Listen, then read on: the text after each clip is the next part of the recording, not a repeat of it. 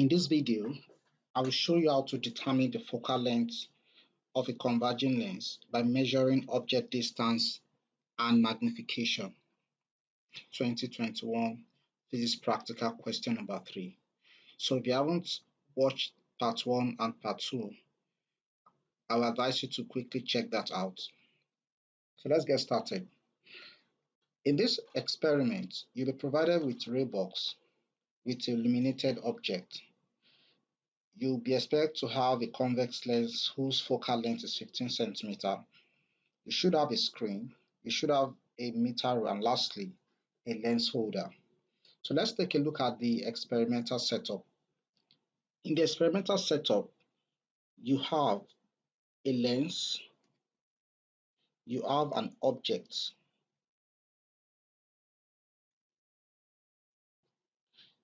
then you have an image. Then you'll be asked to measure the distance between the object and the lens as u. Then you will also be asked to measure the height of the object as A0. You'll be asked to measure the image height as A.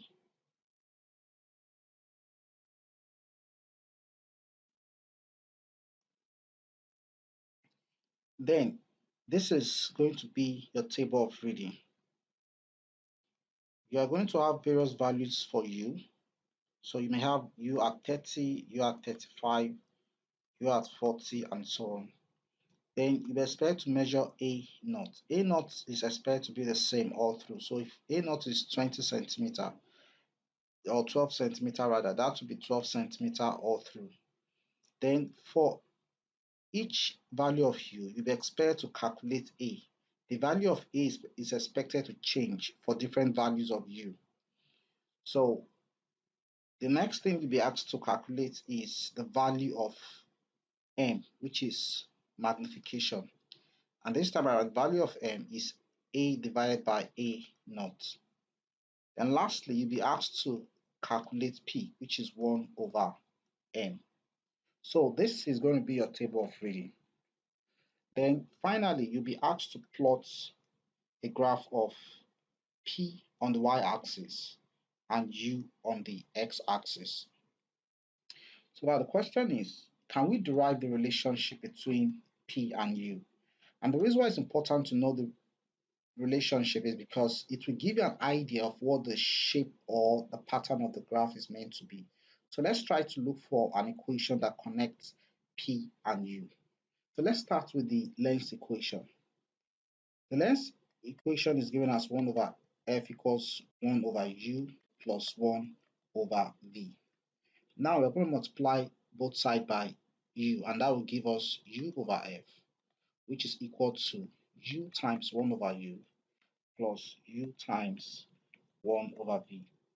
So this will give you 1 over f equals 1 plus u over v. Then what we want to do is to represent u over v as m. Note that m is equal to a over a0, which is the same thing as v. That's image distance divided by object distance. So we can say that 1 over m is equal to u over v if you invert it. So we can substitute u over v as 1 over m. So that will give us, if you substitute that here, you're going to get u over f equals 1 plus 1 over m. We know that 1 over m is equal to p. So we can say that this is equal to 1 plus p. If you make p the subject, you're going to get p equals 1. You're going to have u over f minus 1. So this is the relationship between p and u. So this implies that is directly proportional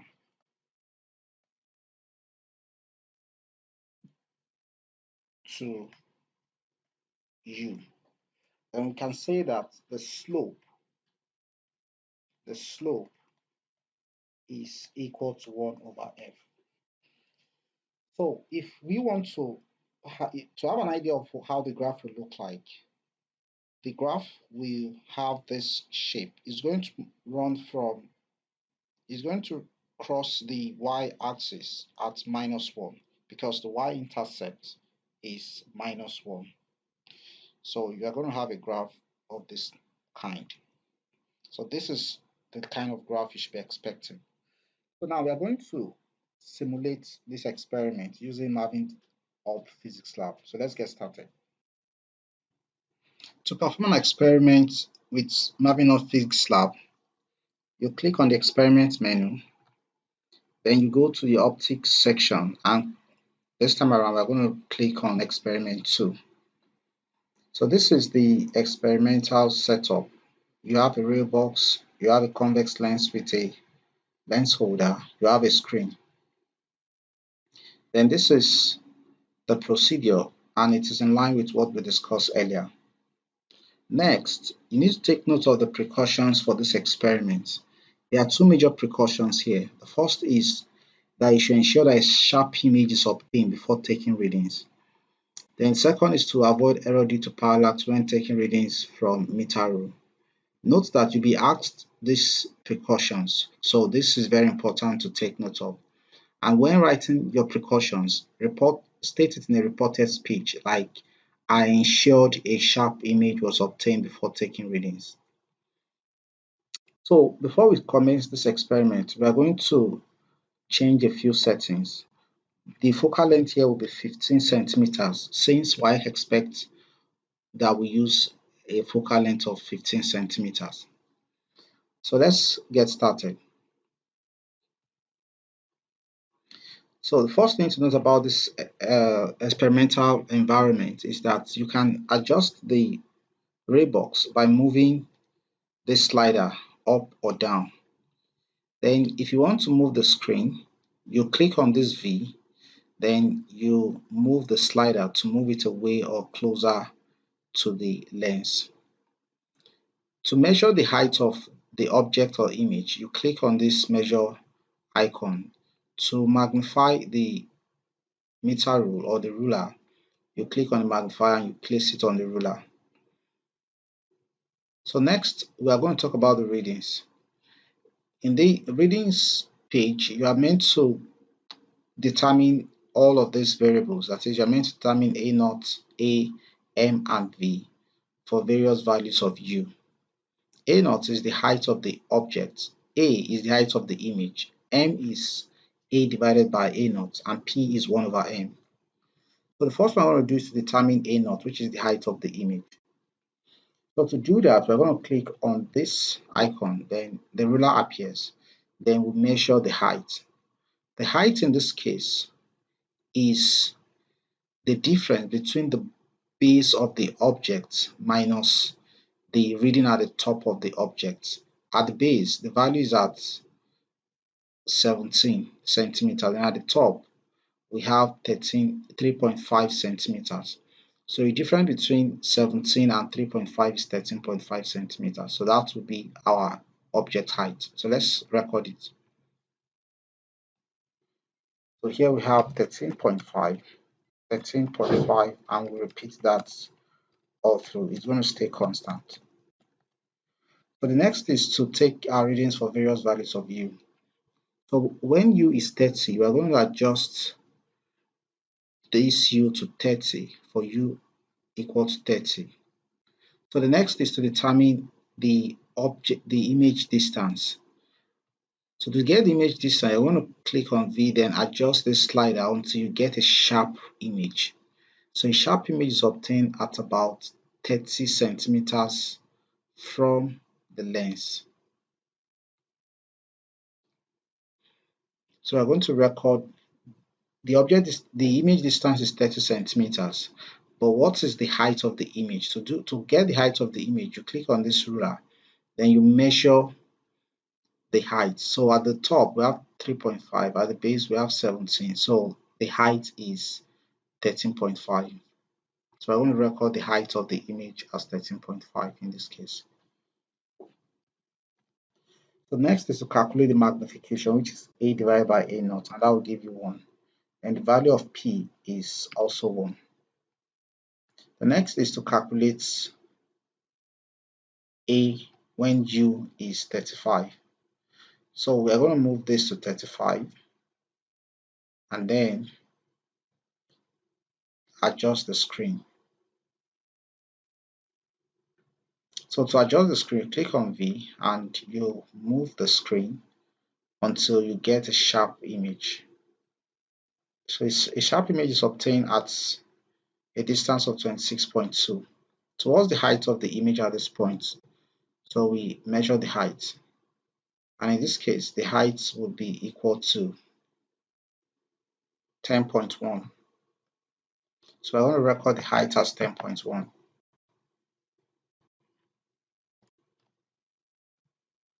So what will be the magnification? That's 10.1 divided by 13.5, and that is equal to 0.748. Value of P will be equal to 1.337. So next is determining the value of A at U equals 40. So we're going to change the value of U. We're going to adjust the variables until we get to 40 away from the lens. So next is to adjust the screen until we get a sharp image. So it appears we have a sharp image at about 24.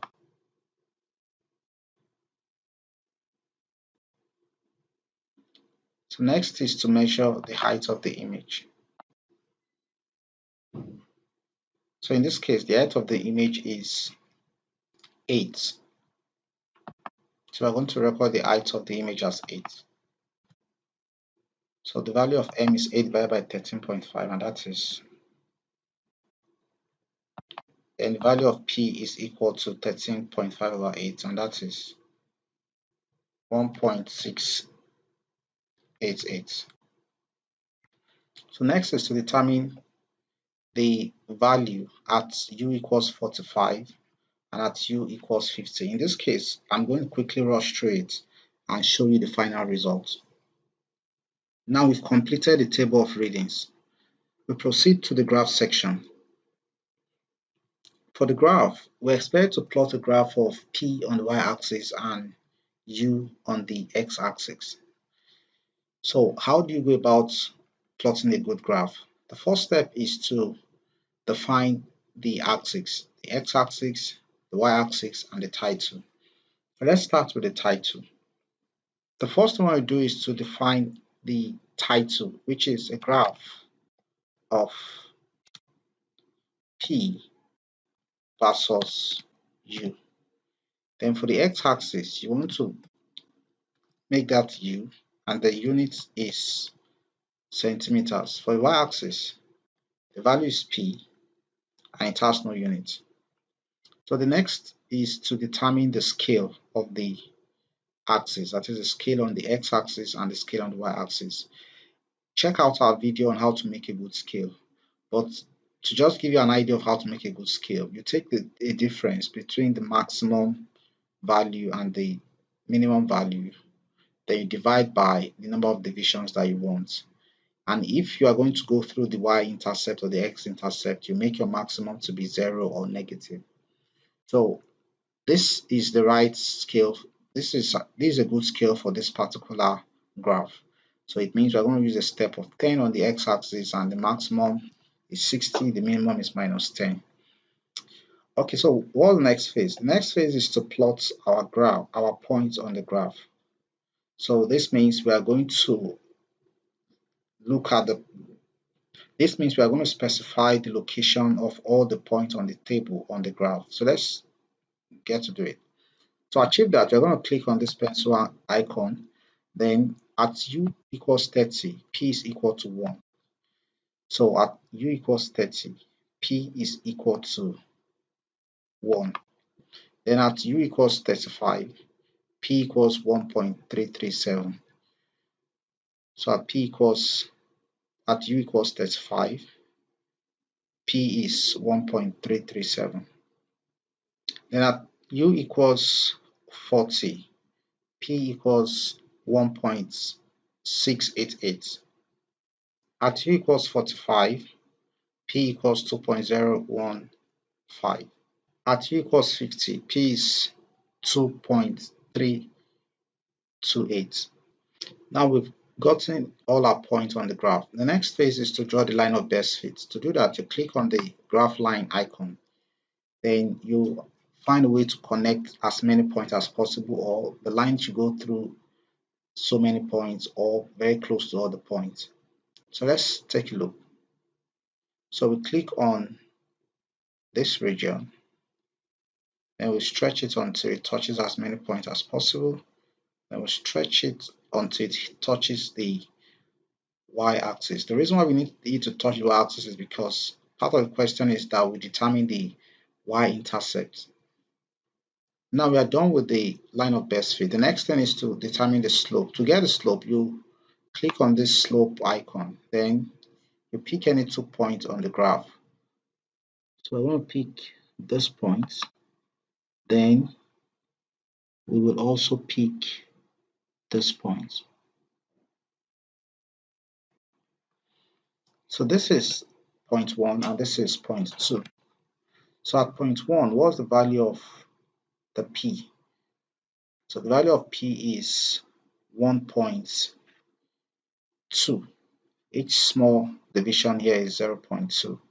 So this is 1.2. So we're going to record this y1 as 1.2. Then what's y2? The y2 is this, which is 1.8. 1.8. So the difference is 0.6. So for the x-axis, the x1 is this. Each small division here is 2. So this 32, then this 31, 33 rather, 33. Then for this, you have 42. If you take a difference, that will give you 42 minus 33, and that is equal to 9. So now we determine the slope. To get the slope, we divide the change in y by the change in x.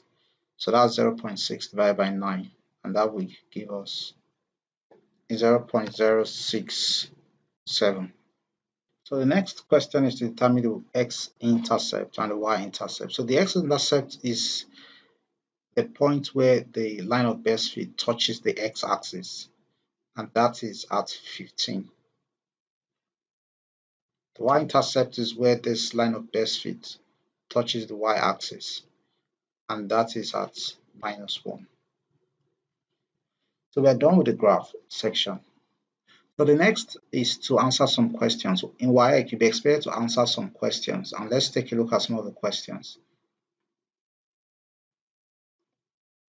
So the first question goes this way. From the slope you derive from your graph, calculate the focal length. Leave the answer in centimeters. From the analysis we did earlier, the focal length is, the slope is 1 over the focal length. So this implies that the focal length is 1 over the slope. So since our slope is 0.067, our focal length is 1 divided by 0.067, and that will give us 14.93. So move on to the next question. The next question is, from your graph, determine the value of u when p is 0. So if you think about this question, they are basically asking you to determine the value of u when p is 0, which means the x-intercept, because the x-intercept is the value of the x when the y is 0. So from our graph, this is the point they are referring to, and that is 15. For the third question, the question goes as follows. A convex lens with a surface radius of 20 cm will have a larger focal length compared to another convex lens with a surface radius of 15 centimeters. So the question is this statement true or false? So think about it this way. If you have a convex lens whose surface radius is 20 centimeter and you have another convex lens whose surface radius is 15 centimeter, which of them is going to have a bigger focal length? Okay, so the answer is actually the one with the bigger radius, because focal length is determined by the surface radius. The bigger or the larger the surface radius, the greater the focal length. So a convex lens with a radius of 20 centimeter will have a larger focal length compared to that of 15 centimeters. So this statement is true, is yes. So we're going to skip question number 4 and move on to the next phase, which is submitting our work so far.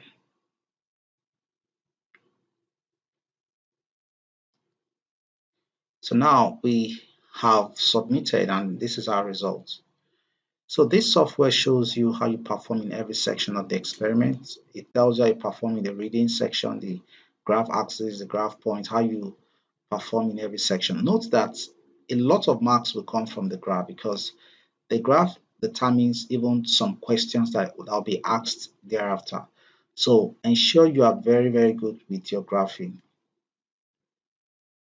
And if you want to practice effectively, you can download this application and practice as many times as you want until you perfect this experiment.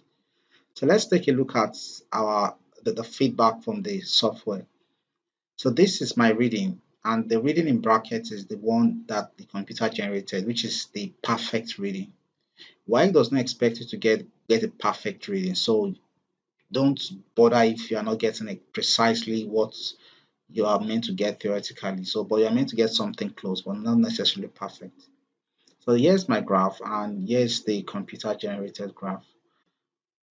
So for in the question section, I got the first three. I didn't attempt the fourth one, and we can check out the correction. We can check how we perform, and we can also see corrections for all the questions.